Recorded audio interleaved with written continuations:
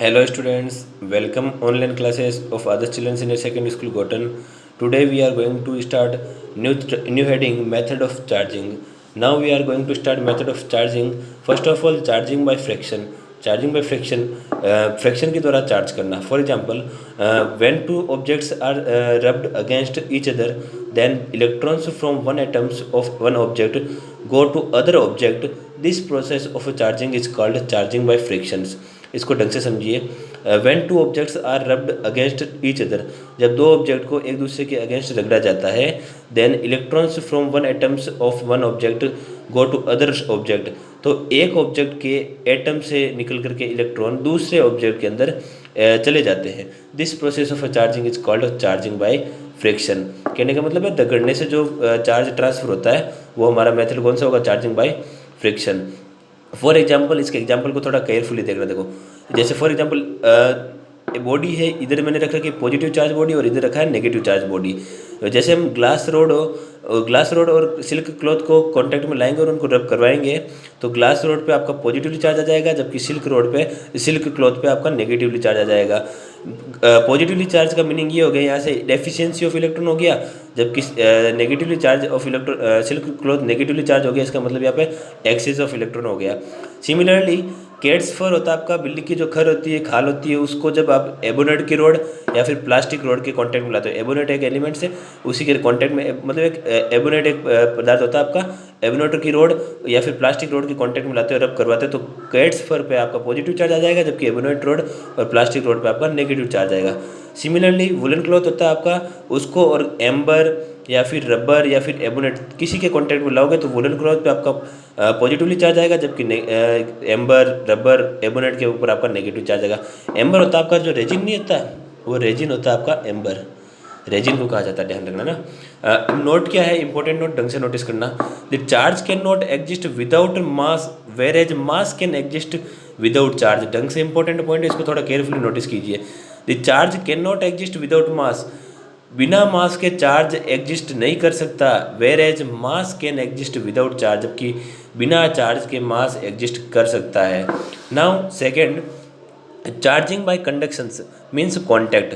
Conduction method से charging करना. First of all simple सा कंसेप्ट इसका, when a charge conducting body is brought in contact with an uncharged conducting body, then same kind of a charge spread on the both conductor. This process of charging is called charging by conduction or contact. यदि हम ढंग से सुनना इसको, when a charge conducting body is brought in contact with an uncharged conducting body, किसी body को charge already पहले से कर रखा है, उसी बॉडी के कांटेक्ट में एक अनचार्ज कंडक्टिंग बॉडी को लाएंगे तो उस अनचार्ज कंडक्टिंग बॉडी के ऊपर चार्ज आ जाता है. इसी प्रोसेस को कहते हैं charging by conduction means contact. इसको एग्जाम्पल के थ्रू समझ लीजिए. फॉर एग्जाम्पल समझ लो ये कोई स्पेयर है, ये नॉन इंसुलेटिंग स्टैंड पे खड़ा है, इंसुलेटिंग स्टैंड पे कोई कंडक्टिंग स्पेयर खड़ा है और इस पर पॉजिटिवली चार्ज डिस्ट्रीब्यूट कर रखा है. ओके, और तो मैंने इसको चार्ज कर रखा है. अब सेम इसी इंसुलेटेड स्टैंड के ऊपर मैंने एक अनचार्ज स्पेयर बॉडी लेके आया जिसके ऊपर कोई चार्ज नहीं है. नेक्स्ट तो मैंने लिख रखा है यहाँ पे अनचार्ज. नेक्स्ट स्टेप में मैंने क्या किया, दोनों को कांटेक्ट करवा दिया. तो क्योंकि इनका नेचर कैसा है, कंडक्टिंग नेचर है. कैसा नेचर है, कंडक्टिंग. तो कंडक्टिंग नेचर की वजह से जो चार्ज इसके ऊपर था वो अभी यहाँ पे ट्रांसफर हो चुका है, मतलब इक्वली डिस्ट्रीब्यूट हो गया. और इन कॉन्टैक्ट, ये कौन सी पोजीशन है, इन कॉन्टैक्ट. और फिर हमने इनको क्या कर लिया, सेपरेट कर लिया. तो दोनों बॉडी आपकी देख लो पॉजिटिवली चार्ज हो चुकी, तो पॉजिटिवली चार्ज बॉडी. तो हमारा हेडिंग क्या था, charging by conduction means contact. तो कॉन्टैक्ट में लाने की वजह से जो चार्जिंग हो जाता है उसको कहते हैं चार्जिंग बाय कंडक्शन या फिर contact. Now next charging by induction. ये थोड़ा अच्छा है, इंपॉर्टेंट है, इसको ढंग से कवर कीजिए.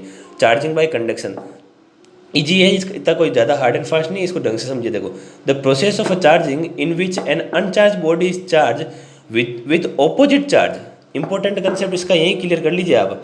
The process of charging in which N uncharged body is charge with opposite charge without any actual contact. बिना किसी कॉन्टैक्ट के ही ऑपोजिट चार्ज उसके ऊपर आ जाता है with charge body. This process of charging is called charging by induction. इसको ढंग से समझ लो आप लोग, बहुत इंपॉर्टेंट है. क्या कह रहा है, the process of charging in which N uncharged body is charge with opposite charge. एक अनचार्ज बॉडी को ऑपोजिट चार्ज करना without any actual contact. This process is called charging by induction. कहने का मतलब ये हो गया बिना किसी टच के ऑपोजिट चार्ज क्रिएट करना। कैसे देखो, फॉर एग्जांपल ये मैंने एक स्फीयर लिया, इंसुलेटिंग स्टैंड पे खड़ा कर रखा है। सेकंड पोजीशन में मैंने इसी स्टैंड स्फीयर के कांटेक्ट में एक चार्ज बॉडी लेके आया जिसको मैंने पॉजिटिवली चार्ज कर रखा है। तो इसके जस्ट ऑपोजिट नेचर का, जैसे यहाँ पे मैंने पॉजिटिव रखा है तो इसके जस्ट ऑपोजिट नेचर में यहाँ मेरा कौन सा क्रिएट हो गया, नेगेटिव, और इधर कौन सा हो जाएगा, बाय इंडक्शन। यहाँ माइनस है तो यहाँ पर कौन सा होगा, प्लस। तो इधर ये ए साइड है, ये कौन सा साइड है, बी। सिमिलरली मैंने क्या किया, थर्ड स्टेप, ये तो सेकंड स्टेप हो गया। थर्ड स्टेप में क्या होगा, मैंने बी वाले पोर्शन को अर्थड कर दिया। क्या कर दिया, अर्थड कर दिया, मैंने भू संपर्कित कर दिया, जमीन से इसको टच कर दिया। तो जमीन से इलेक्ट्रॉन जाएंगे और जो ये पॉजिटिव चार्ज था यहाँ पे बी साइड में, उनको इसने क्या कर, जो जमीन से इलेक्ट्रॉन गए उन्होंने क्या कर दिया, न्यूट्रलाइज कर दिया। बॉडी को क्या कर, इधर वाले पोर्शन को क्या कर दिया, न्यूट्रलाइज कर दिया। अब नेक्स्ट स्टेप में मैंने क्या किया, ये जो अर्थ वाला सेपरेशन पोर्शन था उसको हटा दिया, टचमेंट को हटा दिया।